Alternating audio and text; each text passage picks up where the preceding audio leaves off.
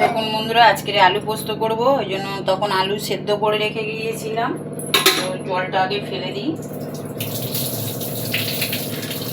কেন যেহেতু কাকুর সুগার আছে তাই জন্য আলু সেদ্ধ করে জলটা ফেলে দেওয়া হলো। এই যে আলু। আর আজকের রেসিপিটা একটু অন্যরকম। আলু পোস্ত অনেকে খেয়েছেন আলু আর পোস্ত কাঁচা লঙ্কা দিয়ে। আজকে আমি পোস্তটা বানাচ্ছি একটু অন্যরকমভাবে, যেহেতু খেতে টেস্ট হবে আর ভালো লাগবে। সেটা হচ্ছে পোস্ত।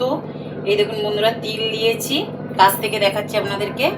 এই যে তিল দিয়েছি, আর এখানে আছে চিনে বাদাম, এখানে কাজু, কিশমিশ, আর এই যে মিচড়ি। চিনির বোতলে আমি এই মিচড়িটা দিচ্ছি। আর হচ্ছে দেখুন, এইটাকে আমি মিক্সড করব মিক্সারে। আর চিনে বাদামটা আমি একটু ভেজে নিয়েছি হালকা তেলে। চলুন গ্যাসটা আমি জ্বেলে নিই। আর এখানে দিয়েছি কাঁচা লঙ্কা আর শুকনো লঙ্কা, যেহেতু একটু ঝাল ঝাল করব ওই জন্য এটাকে আমি দিয়েছি। আর কেউ এইভাবে যদি বানিয়ে থাকো বন্ধুরা অবশ্যই জানিও।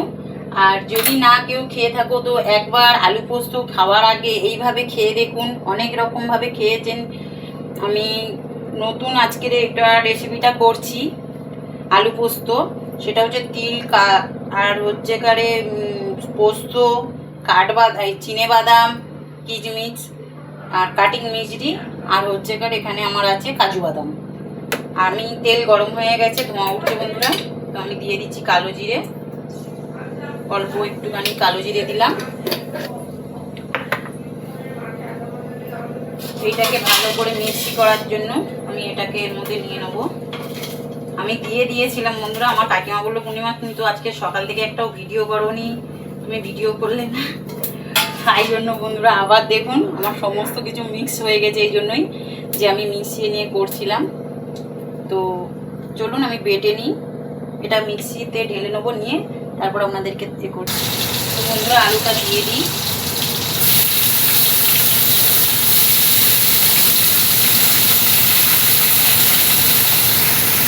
এই যে বন্ধুরা দেখুন জল দিয়ে নিয়েছি, এবার এটাকে মিক্স করে নেবো।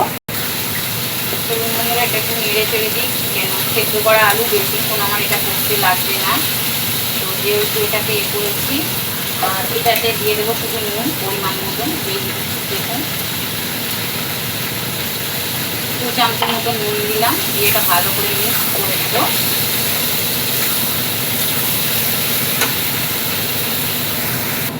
দেখুন বন্ধুরা পোস্তটা আমার বাটা হয়ে গেছে, এতে একটুখানি ধুয়ে জল দিয়ে দিয়েছি। আর আলুটাও খুব সুন্দর করে ভেজে নিয়েছি। এই যে দেখুন লাল লাল করে একটু ভেজে নিয়েছি। এর মধ্যে আমি এবার এই পোস্তটা ঢেলে দেবো, দিয়ে একটু নেড়ে চেড়ে নামিয়ে নেবো, কেন এটা একদম শুকনো শুকনো হবে। আর এতে আমি জল দেবো না। আর একটা কথা হচ্ছে বন্ধুরা, যাদের বাড়িতে সুগার পেশেন্ট আছে তারা সব সময়ের জন্য আলুর তরকারি বা আলুর দম যাই বানান না কেন আলুর, সেটা হচ্ছে জল প্রেসারে দিয়ে সিদ্ধ করে নিয়ে বা কড়াতে দিয়ে সেদ্ধ করে নিয়ে জলটা ফেলে দেবেন। দেওয়ার পরে আলুটা করবেন, তাহলে আলুর এটা যে বেরিয়ে যাবে, তাহলে অতটা ভয়ের কিছু থাকবে না। আর চিনেবাদাম যেটা আমি দিয়েছি সেটা আপনারা মন করলে দিতে পারেন, নাও পারেন, স্কিপ করতে পারেন। তো আমি দিয়েছি টেস্টের জন্য, যেহেতু কাজু কিশমিশ কাটিং মিচড়ি এটা দিয়েছি, তো তার জন্য আমি এটা দিয়েছি। তো দেখুন আমার পেস্টটা কত সুন্দর হয়েছে। সিলবাটায় হলে একটু ভালো হতো, তো আমি সিলবাটাতে করিনি এই জন্য, কেন এখন আর আমার সিলবাটাতে আমার করি না, আমি বেশিরভাগটাই মিক্সার মেশিনেই সব কিছু করি। তো ওই জন্য আমি মিক্সারেই করেছি। তো দেখুন কত সুন্দর হয়েছে। এইটা আমি এবার জলটা শুকনো করে নেব, নিয়ে চলুন আপনাদের দেখ। এই দেখুন বন্ধুরা আপনাদেরকে কাছ থেকে দেখাচ্ছি আমার আলু পোস্ত হয়ে গেছে, কেমন তেল ছেড়েছে। তো আলু পোস্তটা আমি এই বাটিতে এবারে নামিয়ে নেব, গ্যাসটা একটু কমিয়ে দেবো।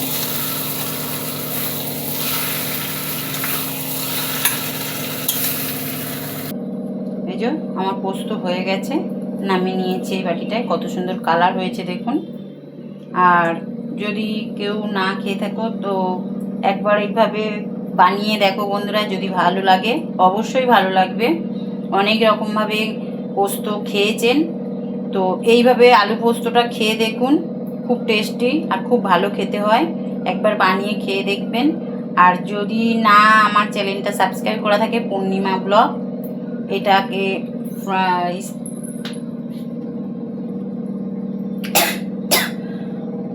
সাবস্ক্রাইব করে দেবেন, ফলো করবেন আর অন্যকে দেখার জন্য সুযোগ করে দেবেন বন্ধুরা। টাটা।